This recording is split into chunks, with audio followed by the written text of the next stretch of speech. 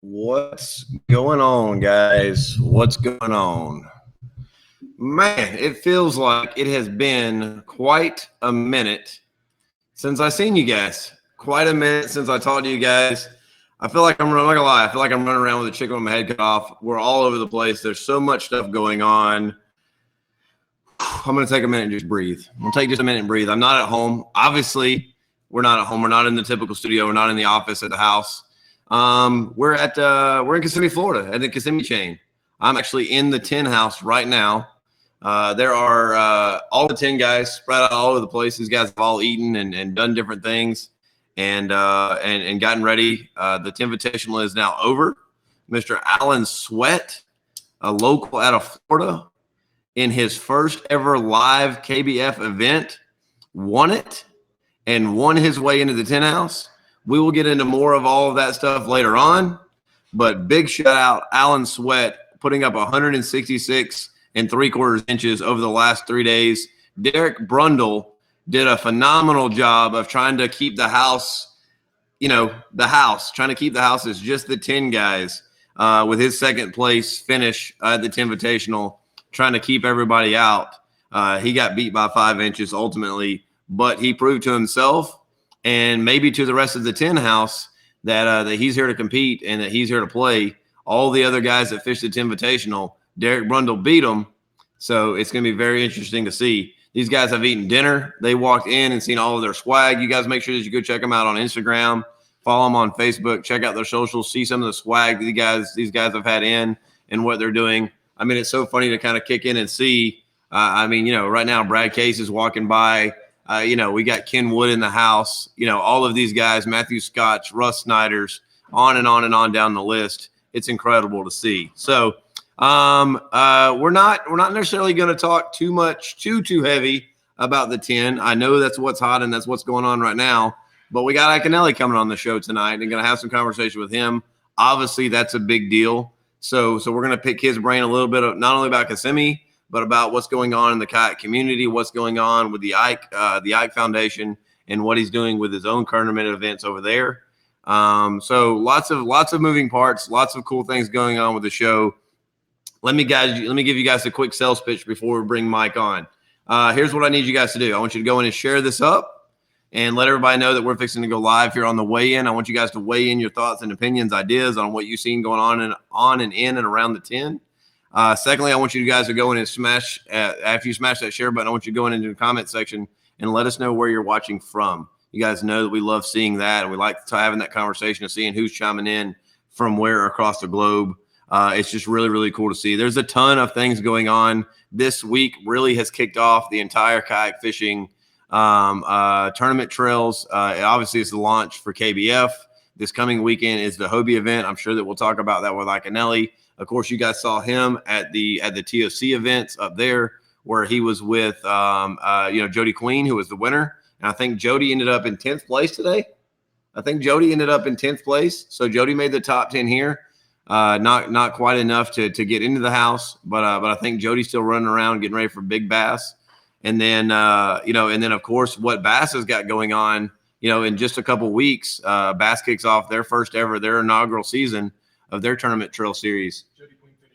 Jody Queen finished in 7th place. So there you go. Those postings are there. I know there's some confusion on Corey Dreyer being in 3rd and where it is on the list. You guys know there's a 24-hour period of for judges to look at different things. There was some Tourney X, opportunities. These guys are fishing all over the map or spread out across this. excuse me, spread out across the place down here. So there was a lot of opportunities, making sure fish got loaded. So there's that 24-hour period where we can make sure that we got all of our ducks in a row and our I's dotted and T's crossed. We got Brian Thomas in the house. Gene Wilson, what's going on, darling? How are you? Brad Cody, Spencer's in here. Jake McCormick, what's going on, brother? Jake, what are you doing in Missouri? I thought you were a Texas boy. Paul Benson's in the house. What up, Paul? Big love to Cash and Rods. If you guys saw that, super proud to have myself and Corey Dreyer and Jody Queen. Those two guys are hammers. I don't know how I got roped into that mess too. But super pumped to have just signed on with Cash and Rods, along with two of my brothers in arms, two of my veteran colleagues and big hammers in the sport, and Jody Queen and Corey Dreyer, and all of us taking on the Cash and partnership over there. Thank you, Paul Benson. I know that you were instrumental over there. That's a guy you guys should be checking out and following as well. Jeff Isham. Jeff, you're up in Seminole. How's the fishing been up there, guys? I know a bunch of you guys are up there at Seminole getting that stuff done. Paco talking about the drone shots. Thanks, man. We had a lot. Really, it was a perfect kind of storm yesterday for those drone shots to really kind of play into effect. We went out to Big Toho Marina, and the stars just kind of aligned. The air was good. It was overcast enough to get good footage of the drone. And we had a good enough cell signal that we could do that. Obviously we don't have all the bells and whistles that, the MLF and those other companies have. But we do the best we can with what we're doing. You guys know I preach it all the time on my show and all of my shows in that it's phenomenal to try to grow this sport and try to get, try to show folks why we, trying to get this community growing and showing people, I always say it, I say it all the time, above everything else, I'm a fan of this sport. And ever since the KBF NC 2 years ago, I feel like I'm a drunk dude in the sport, and I'm walking around trying to get everybody else to take a shot. And so it's been really, really kind of cool to kind of see, how these things have gone down and how this stuff works out. So, hey, one of y'all grab Bundle for me. Somebody grab Brundle. See where he's at. See if we can get him on camera. Have him come down here. He just left down here too. We got to get the kid too, guys. If you guys haven't seen Dylan cut his hair into this little mullet thing. I mean, it's not quite a mullet yet. It's close. It's past Dylan's bedtime. But yeah, the guys are saying it's past Dylan's bedtime. That's brutal. I tell you what, you guys want to see something funny? Hang out with Brad Case and Dylan in the same house and watch. There's almost 3 generations difference between those two human beings. It's absolutely hilarious to see how that rolls out. Brundle, come here, dude. I want to talk to you for a minute. Come around on this side over here. We're waiting on Mike, guys, to kick in here. So I want to talk to Brundle real quick about his day. You're not going to be able to hear yourself, but that's okay, bro. You can chip in here. What's up, buddy? What's up, brother? How are you, man? Great, man. Great. Last time you were on the show, we had some internet in between us. We did. This is a lot more personal. How's pre-fishing been for you? I mean, obviously good, right? Decent. Yeah. Tell us about your catch today. What was your big fish today? Big fish today was 23¼ inches. It was absolutely phenomenal. I was running up a reed line, actually, throwing a chatterbait, and I was pulling the chatterbait out of the water, and the fish are usually hitting it right in that last foot coming up to the kayak. And I happened to be looking down, and I went across a bed, and it's the first fish that I've seen on a bed, and it was like that. It was like that wide on the back. It was amazing. So I moved off to the side, and I hit the pinpoint GPS on my trolling motor, and I sat there, and I threw a Senko in there about probably, I don't know, it felt like 15,000 times, but it was really only just, probably 30 minutes. And then I threw a chatterbait down there trying to get it to, swipe at it, whatever. Finally, I saw her fin start to do a little flutter. So I picked up my drop shot rod and 10-pound test, and I threw it in there. The rod went boom. She tested that 10 pounds, didn't she? She went straight for that reed line. I grabbed the rod in one hand and the spool of the reel in the other hand. I figured if she was going to break me off, I was going to dump her first. And as soon as I did that, she turned around, like by the grace of God, and swam right out into the open water. Now, are you a net guy? I am a net guy, absolutely. Okay, so you were able to net her after a little while. Yeah. Took a few minutes. I went to net her the first time, and I thought she was just calmed down. But you missed on the net the first time. No. As soon as I grabbed the net, I think she saw it, and then she just screamed the drag straight out. My gosh! It was horrifying. That's gut wrenching. Gut wrenching. Test, and I was, and then she got her back and grabbed the net, and she went in the net, and it was like I sat down on the deck of my kayak, put the handle of the net on the thing, put my foot on there, and I might have cried a little bit. Feels like eternity, right? It was incredible. It was incredible. It was my personal best. I'm gonna say it was probably about 9 pounds. Now I love that. Now you said at the award ceremony that you feel like it's bad luck to carry a scale, so you don't carry a scale. I never carry a scale because tell me about that. I have 2 superstitions, and I realized this today. I know the other day I said I have one superstition, and that one superstition normally is on the way to any tournament, I drink a Red Bull, just a small one. And then at 10 a.m., I crack another Red Bull and I drink that. Again, just another small one. It's the only time I ever drink them. I don't know why. I started doing it a while ago. Shout out Red Bull. Y'all need to get on this, man. Right? Yeah. So 2 Red Bulls per tournament. I've got 2 in the truck, ready to go for tomorrow. But I never carry a scale because I think that it's bad juju. I don't know.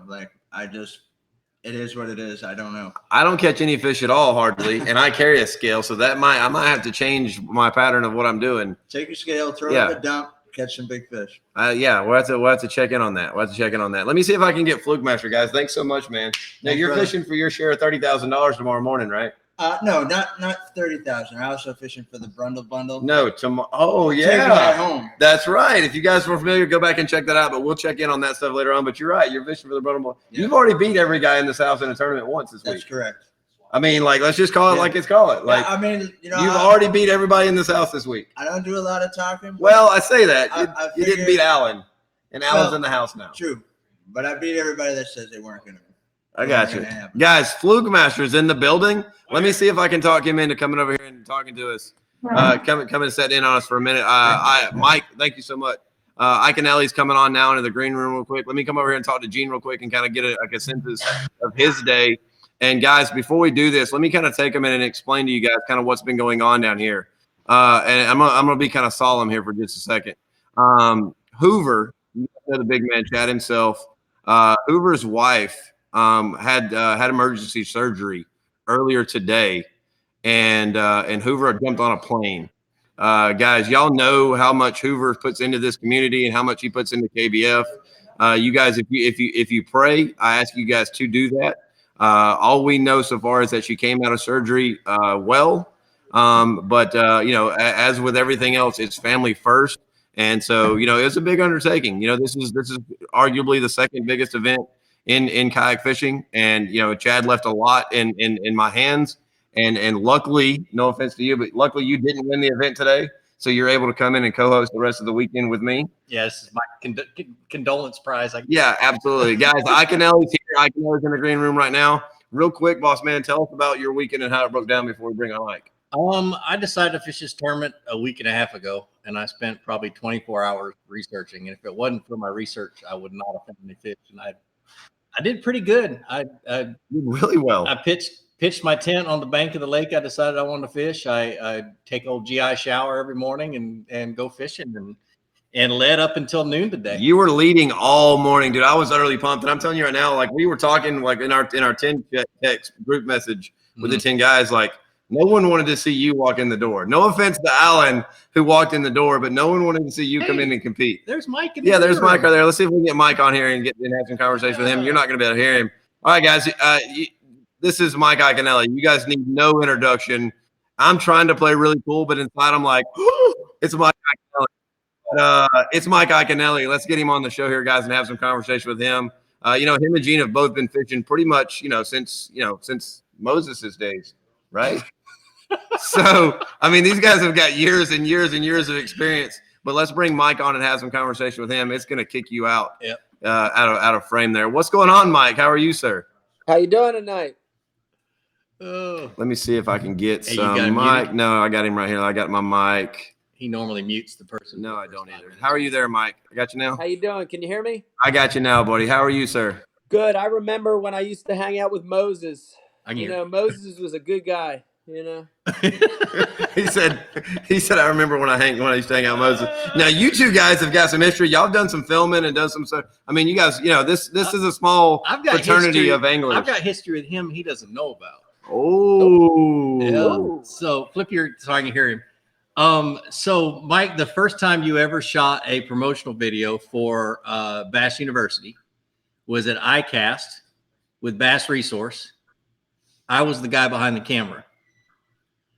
And 2 years before that, you were fishing Clark's Hill in the Dick's Sporting Goods boat, the green boat.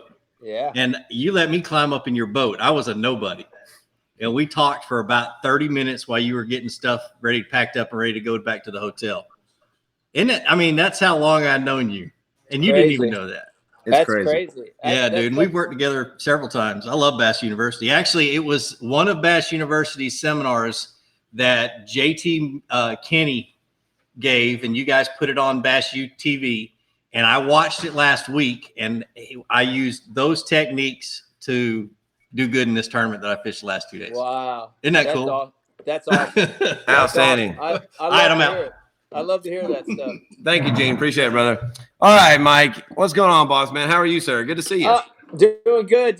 How you doing? Doing good, man. Doing good, dude. It's been busy. It's been a grind down here. I know that you're always grinding. I know that you're always on the run. You obviously you've got that energy. You've got that sweat about you. But I mean, you were even packing up just a few minutes ago when we did the little pre-interview. I mean, what's going on, man? What's new in life right now? Yeah, it's right now we're in the mode where we're switching from doing a lot of promotional stuff, a lot of speaking engagements. All that's going to sort of end, and now it's going to change to the other part, which is the actual tournament fishing. So, it's a lot of prep. I mean, honestly, I've been preparing now for about 6 to 8 weeks, nonstop. And like a lot of the guys in the kayak world, when I leave the house, when my truck and boat leaves the house, I don't get home until like June. So it makes packing a challenge because I have to have everything in my truck, in my boat, spare rods, spare lures, clothes, maps, spare electronics, everything I have to have. So, it's a lot of preparation, but when you do it for 6 or 8 weeks, at some point you're ready to go. And yeah. I'm excited. You've been tournament fishing for, close to 20 years, right? A little over maybe. Yeah. At this level. So, has it gotten easier? Have you found a rhythm better? Or is it every year it's new and it's exciting and it's fresh and it's like it's go time again? It doesn't, for me, it doesn't get old. Fishing doesn't get stale. It doesn't seem complicated or like work. It's something I love to do. Over the years, I think I've refined things a little bit. The process of preparing, the process of practicing, and even the process of tournament fishing, I think I've got a little more dialed in on what to do to be successful. But you know what? Gene just said a good thing, which is, we've been doing this a long time, but I'm still learning. I still learn. I was at a Hobie event this fall, as a spectator, getting to watch, getting to listen. Yeah, you were up at the TOC, a phenomenal event that Hobie put on. Jody Queen was able to take that. Matthew Scotch, who's here in the house competing in this event, Matthew Scott took second place there. Phenomenal event up there. Yeah, you can never know enough. And so I'm always trying to learn. And even though, I'm 23 years into doing it full time, I still am a student and I still like that part of the sport. I don't want to know everything. I want to keep learning, I want to keep getting better. Yeah. Well, I want to touch base with you because you have a ton of experience on the Kissimmee chain of lakes. I did some research today and going all the way back. I think 2000 was the first real big pro tour that I could find where you were on Kissimmee. We've got 12 guys in this house that are competing for their share of $30,000. I'll throw the payouts on the screen here real quick. These guys have been prepping in. These guys that are on the screen here, they did their own interviews. They got their own hour-and-a-half podcast with us over the last couple of weeks. These guys have been able to tell their story. They all have pre-fished for the past week. These guys launch tomorrow morning at 6 a.m. and fish for 2 days, their best 10 fish, and for over $30,000 in cash and prizes. And Mike, this is a no entry tournament. There's no entry fees. into this event. What's your best advice for Kissimmee for these guys here? If by crazy chance one of these guys doesn't have a game plan together. Yeah, well, that's amazing. I'm looking at the payout right now, and it's awesome. So exciting to see kayak bass fishing, kayak fishing get to this level. The tournaments, it's amazing. I'm Best. sure all those guys already have a game plan, so I'm not telling them anything they don't already know. But Kissimmee is a very, very interesting lake because it's got all Florida strain bass in it. And a Florida strain bass is a different creature. It's not a northern strain. It's not a smallmouth. It's not a spot. A Florida strain bass is its own animal. And, that there's good and bads to that. The good is they get really big when they're biting. You can find groups of them. But the bad, and this is what these guys will really have to keep in mind, is that a Florida, I'm from New Jersey, and a northern strain bass, if the temperature drops 5 or 10 degrees, they don't care. They bite even better sometimes. But a Florida strain bass is very fickle when weather changes. And that's, a slight cold front, gone from sunny to cloudy, gone from calm to windy. Those little changes can instantly disrupt the area, the pattern, the bite that you've been on. So one of the keys in Kissimmee is to have multiple patterns. And that would be from shallow to deep and different kinds of bites. That's so key because you're going to see a change, throughout the day. Even you're going to see a change. These guys seen it. These guys seen it today. These guys have seen it all week long. That sun starts coming out and that water heats up, and that afternoon bite has been really pivotal. Even Alan Sweat that won it today. He caught his last couple of fish in the last 30 minutes of the tournament today, and then closed everything down and hauled butt to weigh in to check in so that he could win it. And like I said, and then he won his way in. I want to put you on the spot, Mike. In all of your years of Kissimmee, is there a moment or something that happened on the water, or a win or a victory or something you overcome? Is there a memory about that you've had on Kissimmee that stands out above others? I mean, my biggest memory is coming in second place, a long, long time ago. I think it was either my rookie season or my sophomore season. I came in second place to Shaw Grigsby. And he was one of my heroes growing up. He's a master of Florida fishing. And to be able to come in second behind him was honestly a big moment for me at that time. And it was also a big moment because I've always struggled with Florida strain fish. And that sort of was a breakthrough tournament for me. It was just a great example of what we just talked about, which is I fished 4 days back then, a 4-day tournament, and every day I did something different. I think the first day I caught him on a spinnerbait and a rattle trap. I think the second day I caught a punch. The cold front came in mats. It's the only way I can get a bite. And then finally, the last day, it started warming up again, and I caught almost every fish on a hard jerk bait, including one that was almost 9 pounds. So that's probably my highlight on the Kissimmee chain. But on any given cast, you can legitimately catch a 9, 10, 11, 12 pounder. Absolutely. You cannot go very many places in this country and say that. So that's a fact. That's a fact. Everybody fishing has to be excited by that possibility. I got you. Well, guys, if you're just tuning in, welcome to the weigh-in. I'm your host, Scott Butcher. Mike Iaconelli right here needs no introduction. The MLF pro, the seasoned veteran, 23 plus years of being a pro angler on the circuit. And we're having some conversation about Kissimmee, about life, about kayak life. Mike, that's where I want to steer next, boss man. If you guys are just tuning in, drop in the comment section. Let us know where you're watching from. And please go ahead and smash that share button. Let everybody know that we're weighing in right now with the man himself, Mr. Mike Iaconelli. So y'all make sure y'all get that done. Smash that heart button. Smash that thumbs up button. Mike, I want to shift gears and talk about the tournament scene in the sport of kayak fishing. I mean, obviously, this is a KBF branded show. Hobie has come in now with their second. They're kicking off this weekend just north of here, up on Seminole, in their sophomore season. Bass now has thrown their hat into the ring, and they're kicking off a Thursday tournament right before the Classic, and offering guys in plastic boats an opportunity to walk across that Classic stage that you yourself have been on. And then obviously with KBF, with the payouts and the numbers that KBF is doing and the growth that they've had with, with everything going on with the KBF team, there is opportunity after opportunity across this plastic boat community. I want to know, boss man, your thoughts on it, and kind of because you've been fishing out of a kayak for a long time.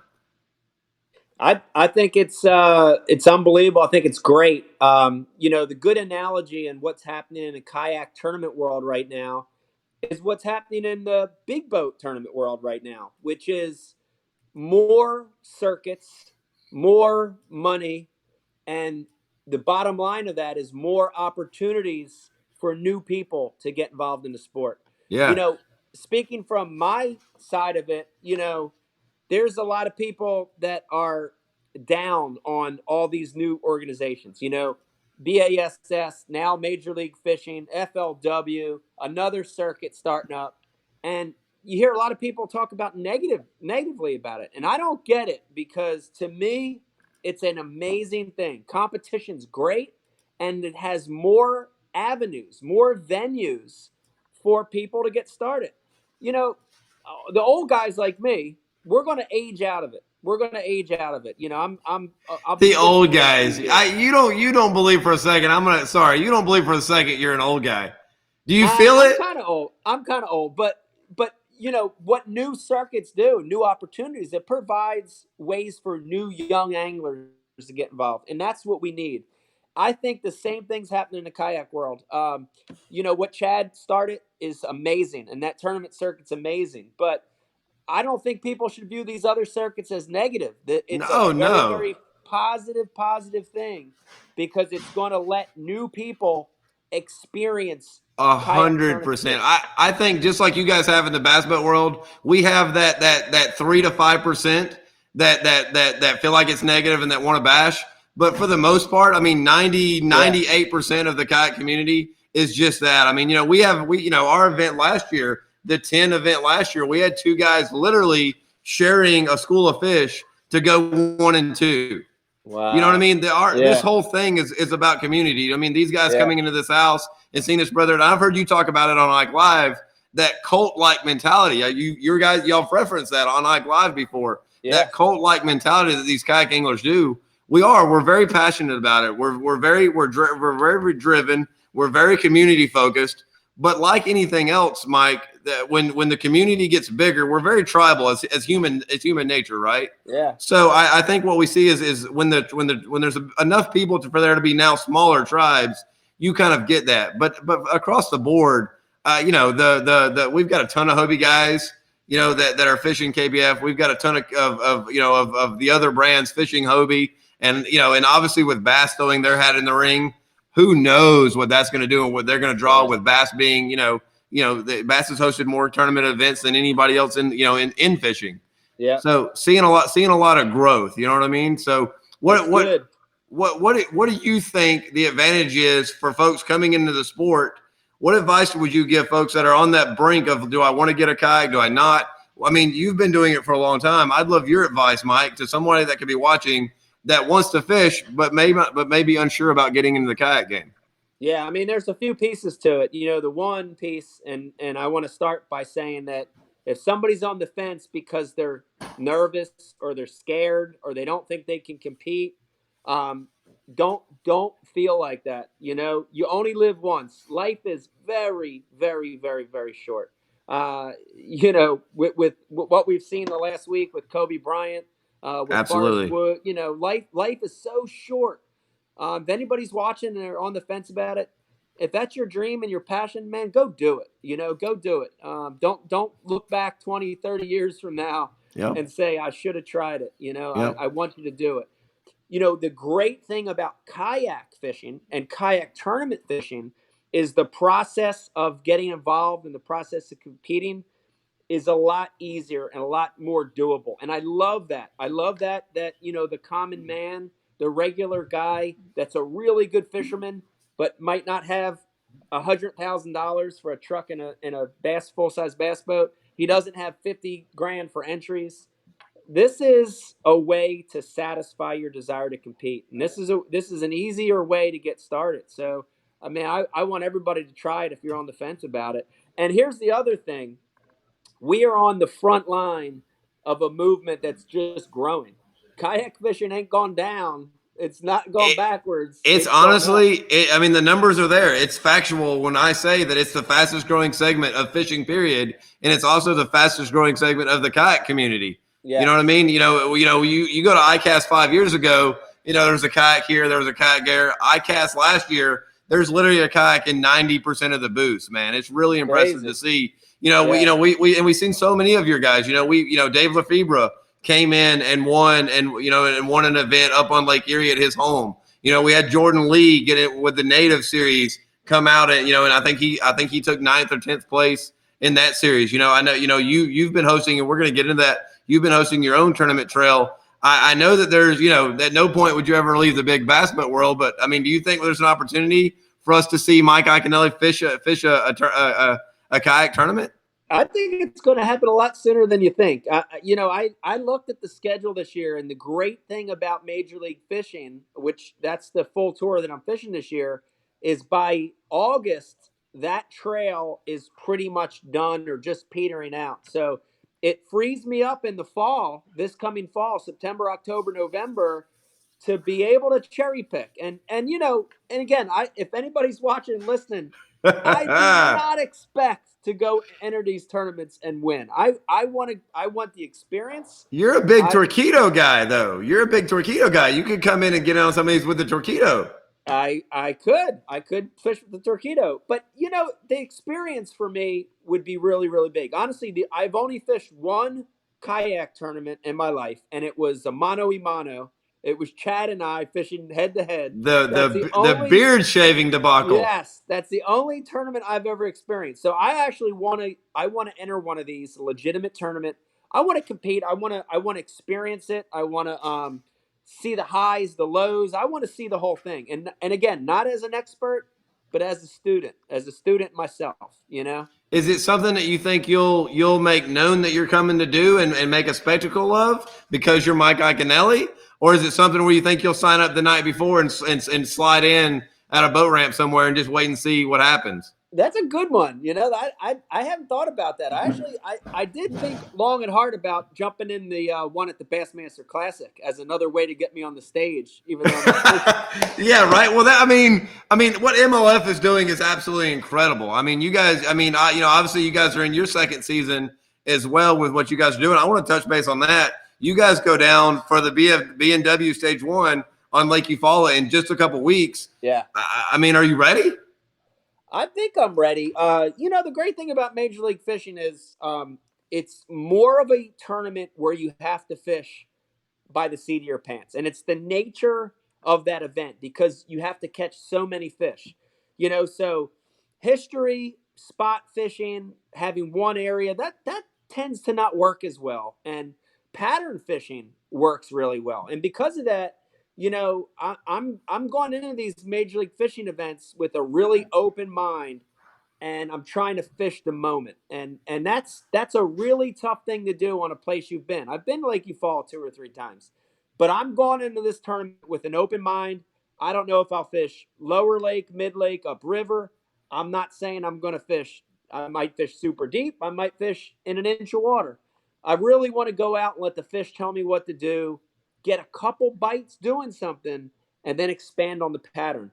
All my success in Major League Fishing has been based off of that theory, fishing the moment, pattern fishing. So that's my goal this year. I'm going to fish free, fish the moment, and hopefully have a good season. Well, Mike, I want to pick your brain on something that MLF has really kind of brought into the forefront, and it's something that the kayak community has been doing for years. Obviously, we don't carry live wells. We're a CPR based. For those of you guys, if there's boat fans watching because it's Iaconelli, I'll explain it to you real quick. It's CPR. We call it catch, photo, release. What it is we take one of our catch boards, which is an identifier. You can use others, but most of us use a catch board, and you lay that fish out on the board, and it's got all the lines on it for your measurements. You snap a photo of that, inside our software, whether you're using Tourney X or iAngler or whatever, whatever that tournament series is running at the time. And you snap that photo, and then that fish goes right back into the water.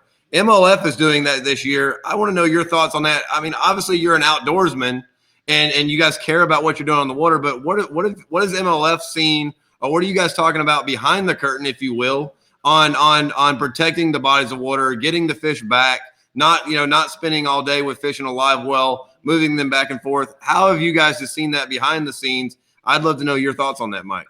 Yeah, I think it's the future of the sport long term. The resource is only so big. A lot of these lakes and reservoirs we're fishing, when you look at them, they were dammed from the 20s to the 50s.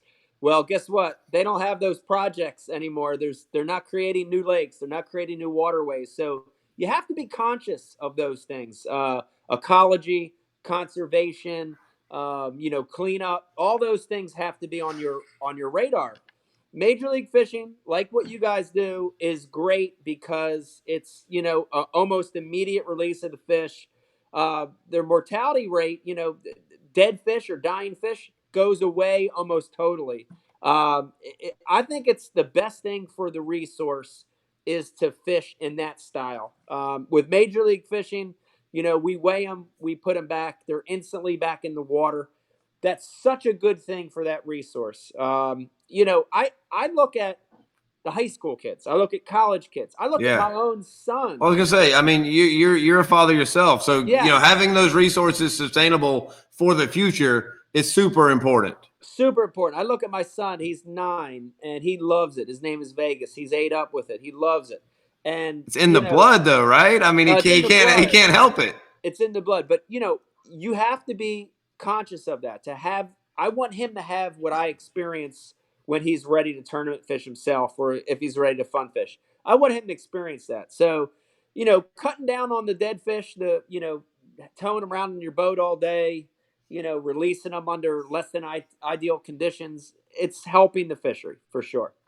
Absolutely, absolutely. Well, Mike, I want to talk a little bit about the Ike Foundation and a little bit about your tournament series and what you're doing, and what is the Ike Foundation? Let's start there. Start simple. What's the Ike Foundation? The Ike Foundation, about 10 years ago, we started brainstorming, how we could give back in a bigger way. We've been fortunate in our career, my wife and I, that we've been able to give back to a lot of causes, a lot of charities, but you always want to spearhead something yourself. And when we started thinking about what we wanted to do, my background in learning how to fish in Philadelphia, Pennsylvania, was it's a part of me. It's a part of who I am. And we see so many kids nowadays from what we call non-traditional areas, whether it's an urban center, a city center, a part of the country where fishing isn't the norm. We see so many kids that do not experience the sport. They don't have that connection with nature, so that became our footprint for what the foundation is. And to make it as super simple as I can, we try to get new kids fishing. That's our goal. We really focus in on, like I said, untraditional areas. We focus in on kids that don't get to experience it through family or on their own. And we try to hook them for life, and we're not trying to create all professional anglers. We're just trying to get kids to enjoy the outdoors, to experience it, to have fun.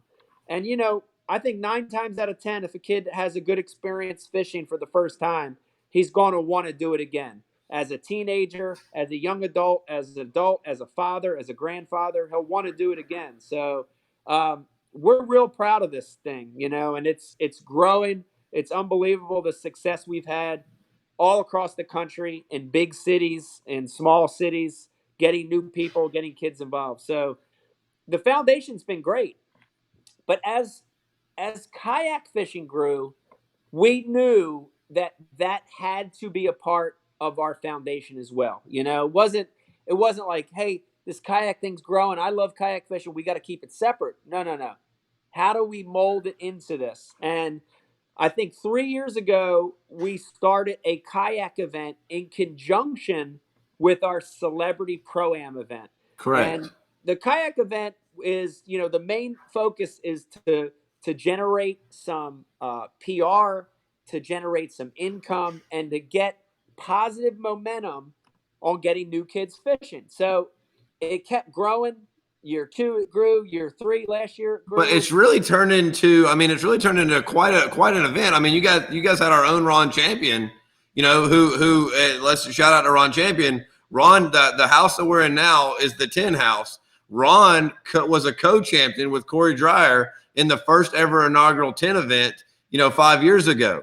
Yeah. So, Ron's, obviously a founding member, of the kayak fishing community, yeah, and probably as close to, to a Mike Iaconelli in our sport as there is. I mean, Ron Champion is just that. It's in his name.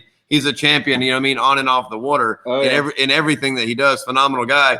But I mean, you guys have really had some competition in your tournaments over the last couple of years. We've had a lot of great competition, and the thing that was loud and clear after last year's event is the kayak side needs to be its own event. It deserves to be its own event, and there was, we've got a guy that works with us, Charles, he's a kayak head as well, and he's kayak fished longer than I have. And we sat down at a table after last year's event. We said, man, this is getting so big. This is getting so much momentum. It's got legs.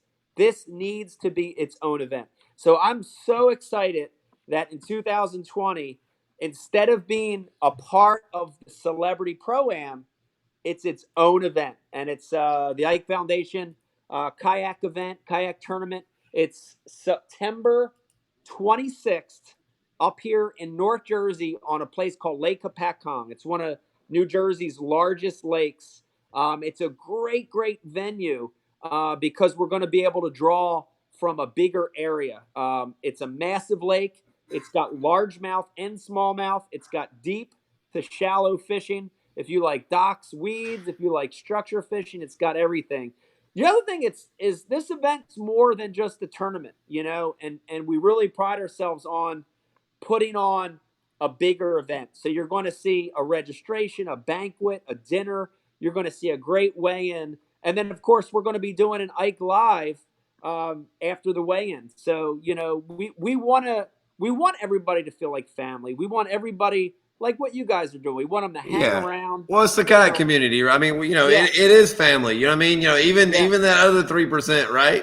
That it is family. It's very much that community feel. And I love how you guys do that. I love how y'all bring all this stuff together. And now we're going to touch on this again. And actually, hey, when do you guys bring me Dylan? When y'all send Dylan down? I want to introduce you to a kid here in just a minute, Mike. But before we bring Dylan on, and I want to let you talk to Dylan for just a second. I want to tell you about who Dylan is and what he's doing because he's a kid in the house. But what you've done in this little tournament series has really, really grown. I mean, is this something you think that you'll see, with all that you're doing with the prizes and all those opportunities? Now, you guys tied in some stuff with the Hobie Worlds, right? We did, yeah. The first 3 years of the event, we tied it directly to Hobie Worlds, and Dylan. This year we still, of course, we have Hobies involved. They're participating. They're sponsoring. Absolutely. But this year we wanted to make it even bigger than that. We wanted to really up the ante, and you're going to see a lot more prize money involved this year. You're going to see a lot more prizes from a lot of the sponsors. It's going to be a big event this year. So. And the other thing is we wanted to really say loud and clear to all the participants that this is an event if you own a kayak. It doesn't have to be a Hobie. It could be a Bonafide. Correct. Absolutely. It could be a Bonafide, a Native, a Pursuit. I don't care if you got to go to Tractor Supply and buy yourself a plastic boat, right? This is an opportunity there. And now, Mike, correct me if I'm wrong, but you guys are capping this at 130 kayaks, right? And you guys can go over to iAngler. I'll drop all those links in here right now. As a matter of fact, Brad's already done it. You guys can go in and follow Brad Cody's link when the show's over. Follow Brad Cody's link, and it'll pull you right in. You can go ahead and get signed up. I think you're doing $100. It's in the write-up, but I think you're doing $100 if you sign up for early entry, and then I think it goes up to $125 at some point. All that's there in the iAngler information, correct? That's right. Yep. Go to iAngler. You'll be able to see all that. It's $100, I think, till the end of April. And here's the other thing to keep in mind. It's going to be a great event. There's going to be Absolutely. great prizes. It's going to be prestigious. But here's two kickers to it that I want to make sure I say. The Okay. one is I'm fishing this event. Whoa, wait a minute. So for $100 signing up early, I got the kid. We're going to talk about this, but I got the kid sitting right next to me. There's a 15-year-old in the house that's waiting to just dying to get on here and talk to you, right? But for $100, we can fish against Mike Iaconelli. Yes, come fish against me. Come fish against me. And for the top 20 guys that beat me, we have bonus prizes set aside. So I'm inviting everyone to come try to beat me because I know this lake. So you got to come try to beat me. So I'm like a regular Joe fishing this tournament. But here's the second thing. A regular Joe. Wait a minute. No, hang on. Slow down, Mike. Mike, you slow down, bro. Really? You really think 20 guys can come in and beat you on this body of water? I hope it happens. I mean, the competitor in me does not want it to happen, but the human in me really does hope it happens. Now that's my next question, Mike. Can you let the Ike Foundation take over and you get in that boat, or when you put that rod in your hand and it's competition? I mean, you're not going easy on these guys, right? Like, I don't think you have that in you. Oh no, I'm definitely if they beat me, they beat me because I'm not going to go easy. I can't. It's not in my nature to do that. But here's the other thing I wanted to say, and this is even more important.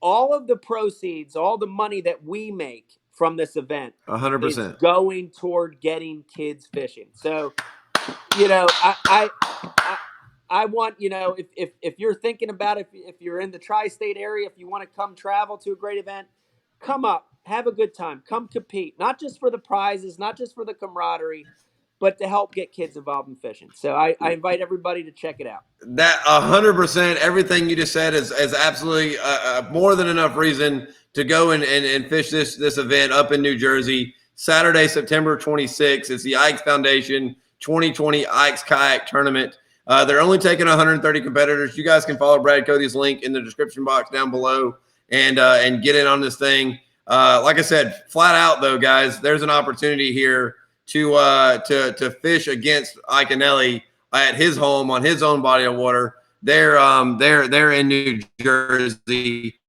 and it's gonna be something else to see, something else to be a part of. Really, really cool.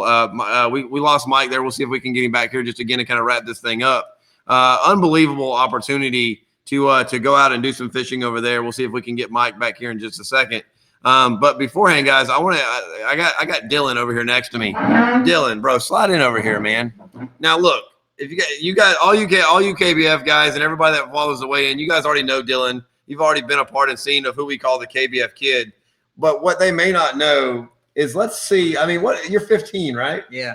15 years old. He came to this event. Show him this haircut. Oh yeah. Look at that. Look at that, guys. I mean, you think it's working for you? Oh yeah, it's working. It's working for you. Oh, it's working for sure. No, you. I love it, man. I love it. Now you're in this house to compete. You're in this house to set a staple for yourself. As far as I know, somebody can correct me if I'm wrong, but you're the only guy to win 2 pro events this year, right? I think there was 2 or 3 other ones that won. Okay, pro so events. I could be wrong there, but you won the first pro event. Yep, came back in a few weeks later and won a second pro event. Mm-hmm. I mean, you feeling right at home, right? You're not rattled. You're feeling good. I'm feeling good. I'm feeling strong. Feeling confident. I got you. All right, we're getting Ike back on now. Ike, what I was explaining to you, man, is right here is Dylan Fuqua, who's in here with us. This is a 15-year-old hammer, Mike. Yes. 15 years old. He won the inaugural KBF event earlier in this year, the inaugural KBF Pro event. He won it. He came back in a few weeks later and won his second pro event. Grinded all year long with the help of his dad, who's driving him all over the country because he don't have a license yet. He won his first event at 14 years old. He's made his way into this house and is competing for $30,000 tomorrow over a 2-day competition. I mean, what I mean, like they don't build them like this much, do they, Mike? That's amazing. It's unbelievable. Congratulations, by the way. Thank you. Congrats. That's amazing. I mean, the great thing about it is I was you when I was that old. I was that I had that same passion. I had that same drive, but we didn't have the outlets. We didn't have this outlet that you have. So what an awesome time to be into it. What an awesome time to be getting involved in the sport at such a young age, to be competing, to be beating guys that are 10, 20, 30, 40 years your elder. Yeah. It's awesome. And The elder in the house is Brad Case, who's got him by, I think, 44 years. Yeah. He's the elder in the house. But Mike, what I wanted to show you was look at this greatness at 15 years old. Look at he's rocking the mullet going on. He's got the lines. I mean, you can't teach awesome, right, Mike? It's pretty awesome. That's pretty awesome. Back in my day, I used to have one too, so I like it. I appreciate it, Dylan. Thanks so much, brother. Yep. Good luck Thank tomorrow, you. man. Good luck tomorrow. Good Good luck, luck. Hammer. Yep. Good luck. Thanks, Mike. All right, big man. I think that just about wraps it up for us, Mike. But dude, I'd love to roll out the red carpet for you, and I want to make the announcement now. We've already set this thing up. We're gonna once the summer kind of rolls down and you've got a little bit more downtime, you're gonna come on and do the other podcast that I do, the Westbrook Wednesday show, and we're actually gonna give away an entry fee for your event, and I'm going to match that dollar for dollar. Hopefully I can't, because you've got 130 competitors already signed up. But when you come on that show, we're going to give away an entry fee. And then if we have room, I'm going to come in and match it over the top out of my personal pocket. I'll talk about that with my wife later on, but I'll get permission, Mike. That's awesome. And so we're going to have you back on the show, on the Westbrook Wednesday show, and be able to get, have an opportunity for you to come on and dig a little deeper. That interview show, as you guys know, really digs a little deeper, really talks a lot about the angler and about their history and about who they were and what they were doing. We have a lot of fun with that thing. We're kicking off that Westbrook Wednesday show again here very, very soon. So we lost Mike one more time. We'll see if we can get him back to tell him goodbye. But guys, you guys drop in the comment section, drop down there, let everybody know where you're watching from. You guys know, of course, we're proudly presented to you guys by Fish USA. They are America's tackle shop. We couldn't do this without what they do. Fish USA has made phenomenal strides in the kayak fishing community, supporting anglers and really kind of doing whatever it takes to get guys set up. They've brought in gear and been at shows and done all these different things. So make sure you guys go to fishusa.com and check them out and pick up anything you need there. You guys know you can use the Tackle Your Dreams code to save a little cash there as well. So guys. We got Jonathan Timmons still in the house. Paul Benson, what's going on, brother? Bradley Cody, Walton Doyle, Gene Wilson is in here. You guys, Dylan just walked by grinning ear to ear. Guys, there's a lot of opportunity on the line here tomorrow with all of these guys coming into the house and doing what they're doing. There's a lot